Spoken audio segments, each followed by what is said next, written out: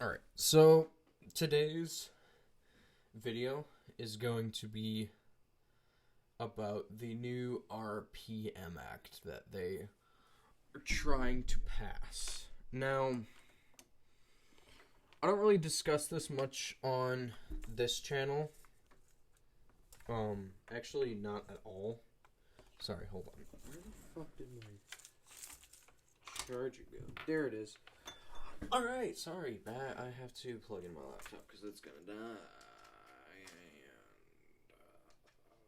Wow. Okay. Fuck. But,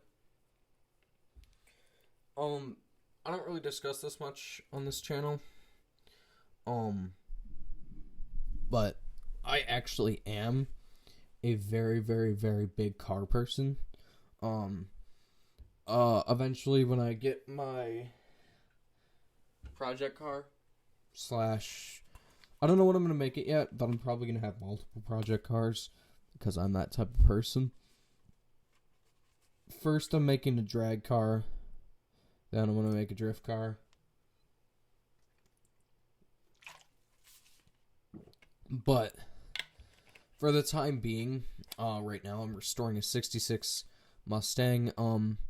I had a couple of videos that I recorded for that of me doing some work on it.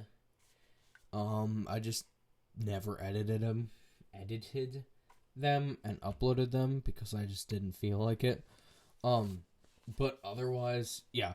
Alright, so I'm going to leave a link down to the RPM Act in the description. Also, that lighting just changed probably a lot.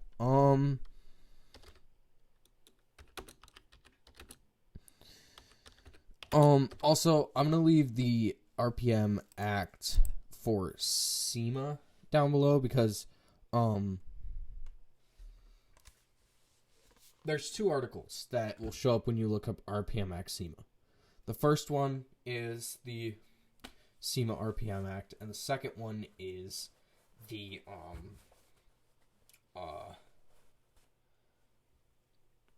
one that some congressman wrote, and that's actually the one that we're going to take a look at.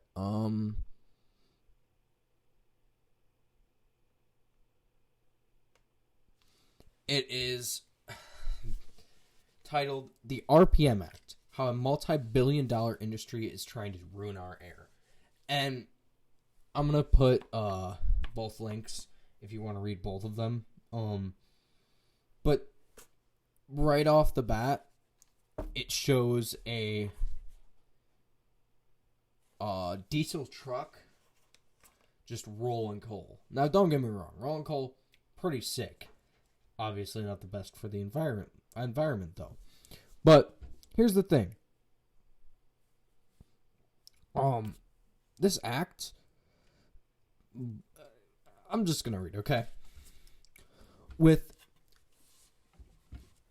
defeat devices once again in the news, thanks to yet another manufacturer failing to comply with the Clean Air Act. Okay. Now seems as good a time as any to remind folks how the automotive industry is actively working to undermine the protections of the Clean Air Act and increase the uses of defeat devices in passenger cars and trucks. Defeat devices being aftermarket things like exhausts, turbos, superchargers, all that other stuff.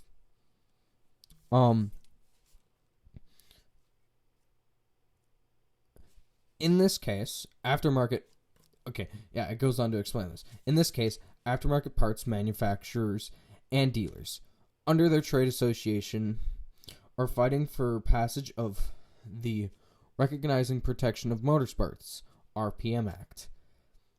A bill which would cripple EPA's ability to go after people who tamper with automotive emissions controls, and the UCS has been tracking for more than 3 years. Since the industry continues to push this bill in session after session of Congress, let's break down what the RPM Act does, why it keeps coming back, on why this zombie bill should be taken out and never be heard from again. Okay.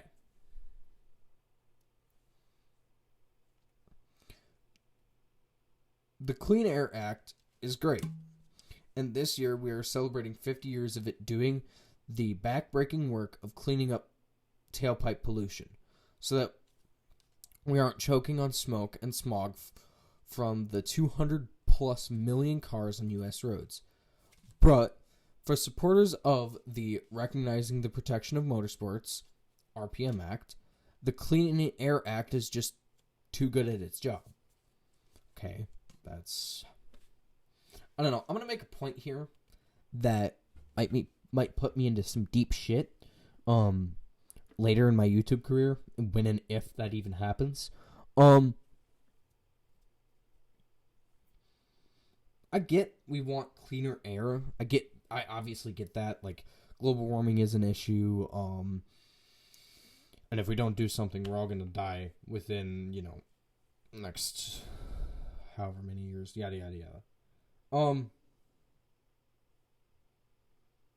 I get that. But why are you attacking an industry that not only makes you a lot of money, like, fuck ton amount of money? Why are you attacking that? Something that is for some people a job, like some people make a living off of this shit. A hobby, a pastime, like shit to just do. Like, why are you attacking us when there are bigger polluters out there to go after, like factories, air conditioning, like stuff like that, like bigger. Basically, what I'm trying to say is there's bigger fish to fry other than this. Like, yes, I get that. It might seem like an issue to a lot of people because some people make streetcars and drive them recklessly. I get that. I hate to say it, I am one of those people. I enjoy doing reckless shit. It is fun to me. Now, a lot of people do not enjoy when people do reckless shit, or as it's called in the car world, hooning. I love hooning. Hooning is fucking fun. Drifting, drag racing, street racing. It's fun. It is fun. And I get that, like, you might want to pass an act to maybe try to combat the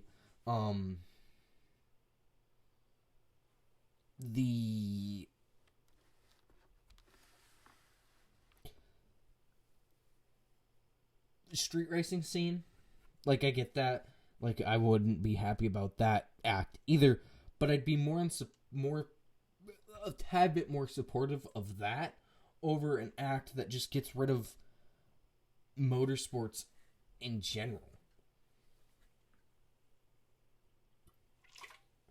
Like, what people are failing to realize what this act is going to do is the fact that not only does it just get rid of, like, people modifying their cars, but you are no longer able to drag race. You are no longer able to do NASCAR, which is a big staple in,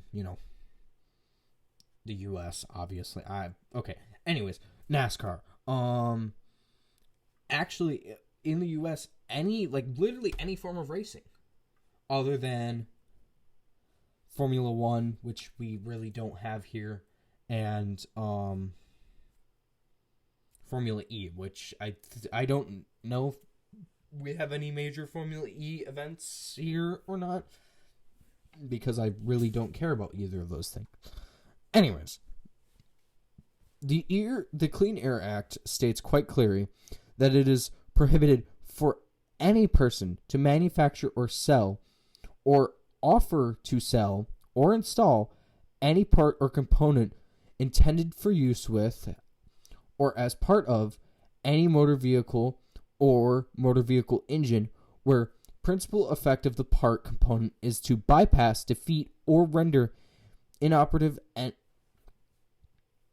any device emissions control device.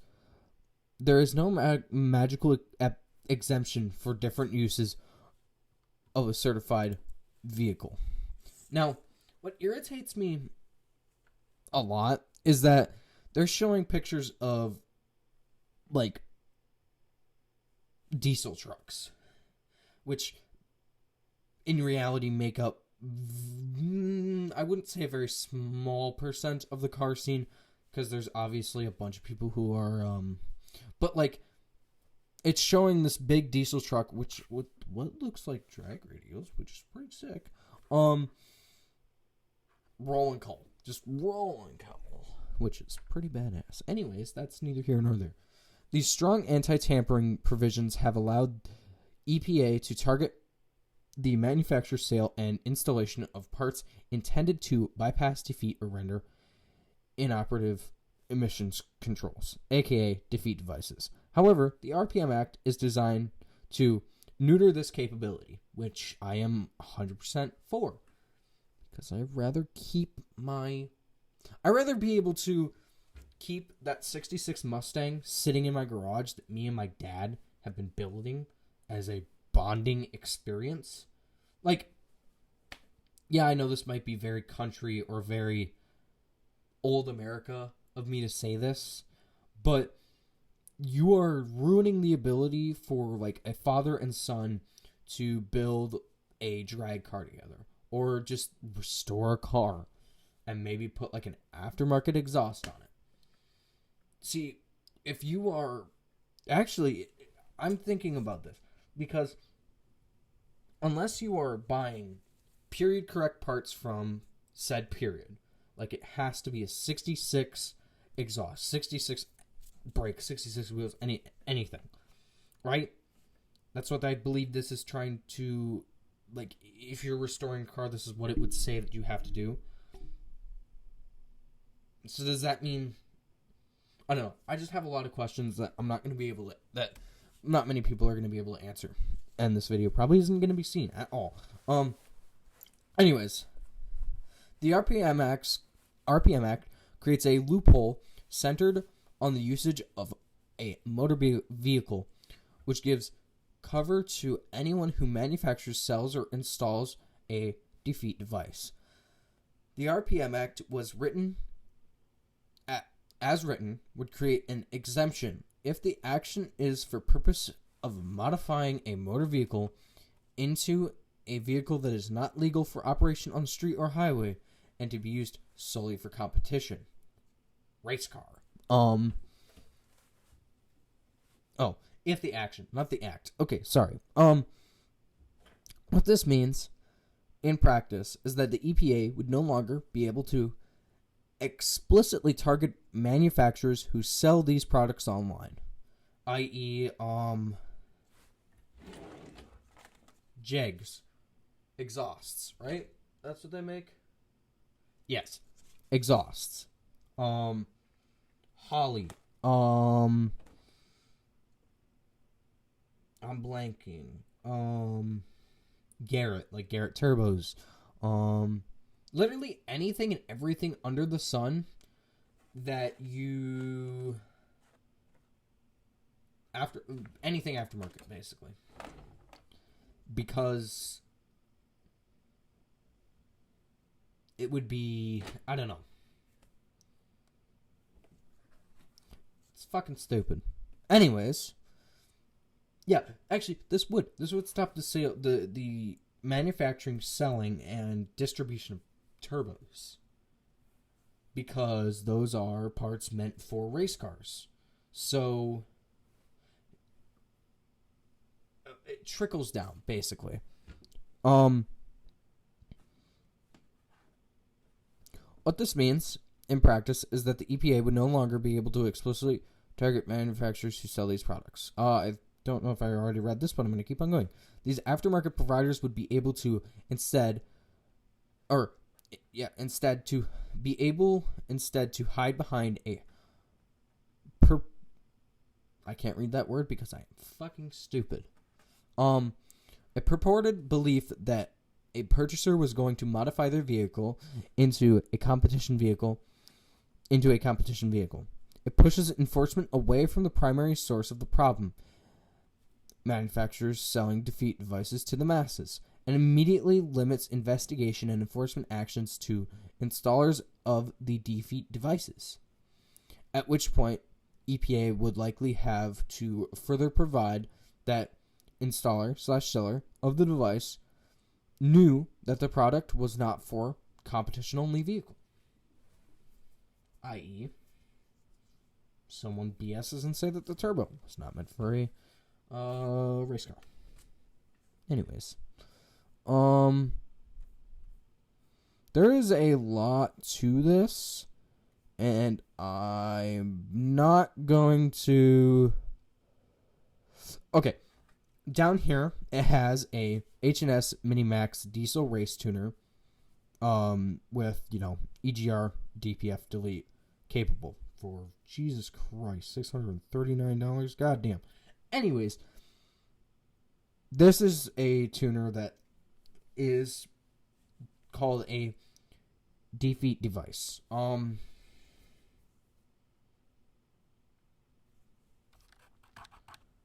I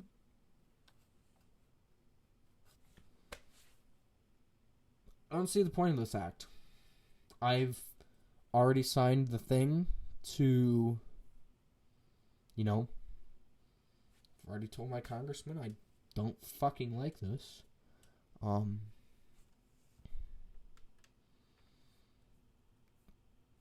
It's just...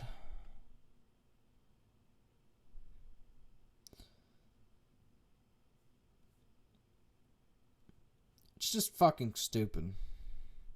Anyways, I'm going to keep reading. I'm going to read this part, and that's where I'm going to stop. Why the RPM Act keeps coming back. As with most tiny, obscure bills like this, the reason why the RPM Act keeps on being introduced year after year is money.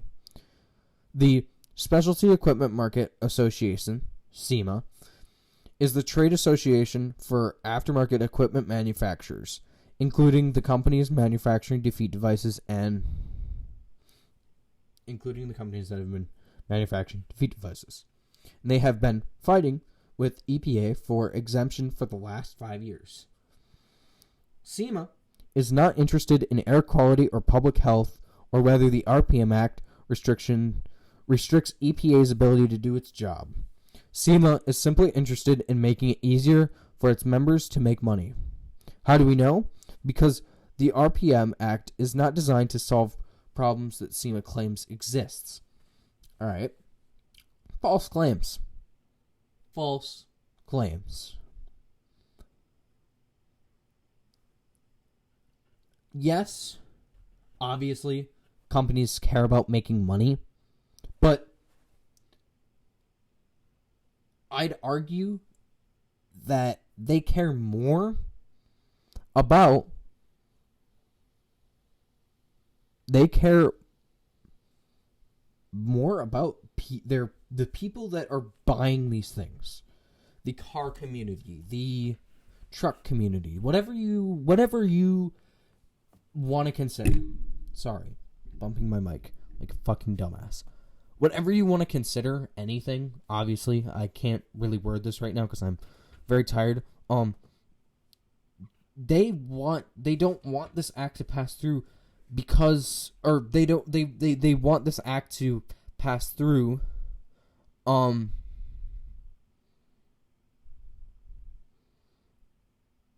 don't want this act to pass through, not only because of money. Obviously, they want to make themselves money. Any person in their right mind wants to make themselves money.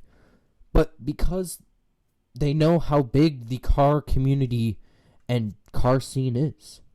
They know that millions of people, if not billions, I don't know exactly numbers, anyways, love cars, trucks, and love modifying their cars and trucks. We, as a community, are one of the most passionate communities in the world. Because we're passionate about these vehicles, these large machines that, like, most people will look at will look at like somebody who's like a quote unquote car person. they'll look at you and be like, "Wow, you're weird. You like cars." Because to them, it's just a thing to get them to A to B. But for most of us, it's not only a thing to get us to A to B. It's a thing that some of us turn to when we've had bad days. You know, we go work on our car. We go drive around. We go listen to music while we drive. You know, a whole bunch of other stuff. Or we will go to the drag strip and go race because the adrenaline from going at those high speeds or going or you know drifting, all these other things makes us happy. It's not about whether or not the environment is suffering, which obviously it is. It's a big issue. It's the fact that we enjoy this and we are passionate about this. It's like people who are passionate about golf, sports, all these other things. To this is our sport. This is our getaway. This is best thing I can equate it to. This is our video games. I'm a massive video games nerd. Or this is our TV. To some of us, this is a release. And this is how we show ourselves. Like, one of the people that I know, he made a car dedicated to his brother that died in a car accident. He took that loss, that grief, and he expressed it through this car. He expressed it through that. That's how he handled his grief. It's just to think of a world where I couldn't, if I wanted to, go modify a car, or even go on a long drive in a car that I built, that I put the work and effort into to make. It's just sad.